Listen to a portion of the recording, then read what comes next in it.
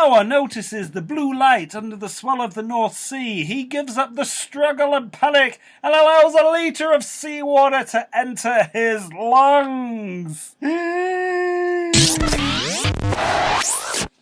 Meanwhile, Henry Forrester departs his travel agency in Govan and heads for his Tuesday lunch of Big Mac, fries, barbecue sauce and an orange Fanta. Heather Peel, 14 years, 3 days and 3.5 hours into her career as a community support officer, decides to leave her job. She is ecstatic! Amber Kelly sits on a wooden bench, the friendship stop, in St Hilda's primary school beds, and waits for one of the older girls in the playground patrol. After a shamefully long midweek lay-in, Richard Eichmann curses, flings back his quilt and blanket. He will not be late for his group, but he does not know this yet. Holly Diss and Tabitha Ray simultaneously decide not to lunch with Kitty O'Shaughnessy. They take left and exit the rear glass doors of the academy and head for Costa. Brian String, philosophy teacher, bites into his tuna salad sandwich. He is happy to have taken the decision only to teach philosophy this term, and not to eat crisps today. Margaret Schilling is on another lonely walk on the Pembrokeshire coastal path. She steps to one side, allowing Godfrey Davis, a man she does not know, to pass by. Dolly O'Toole hears that she is to be excluded permanently from Felden High, Middlesex, following a fight on the 22 bus that morning. 2 years following her sister's exclusion?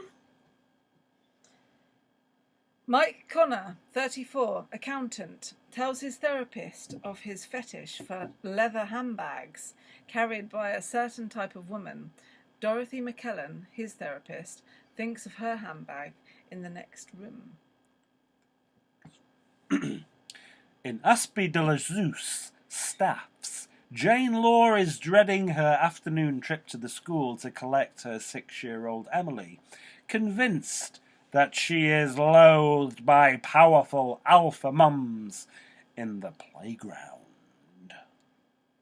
Dawn Jeffries checks out Stuart Riley's Facebook profile, scanning his recent ski holiday photos for traces of the bowl-headed boy of her school days.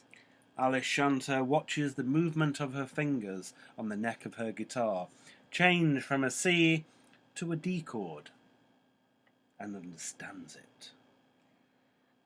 Ross O'Brien and Hortense Kinson share a silent moment together on the Brighton to Watford train. They both have things to say. 3 carriages further up the train, Rory McIntyre, aged 3, surreptitiously picks his nose. He will closely examine the contents. Jacob Prentice has finished his postal round early today and takes a mouthful of Ruddle's Best, intending to study the soulmates section of the newspaper. Alex Pope deletes an automated text message from his GP surgery. He has missed his appointment at 1:10 p.m. today. Lewis Heber pulls heavily on his 4th roll-up of the day while sitting in the day room of the Blue Psychiatric Centre, West London. He contemplates his numerology theory. Trainee Rachel Witts avoids her supervisor's eye, and he tells her she is not to blame.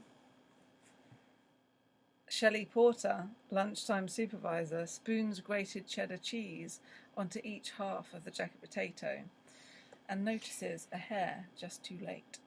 She feels guilty momentarily.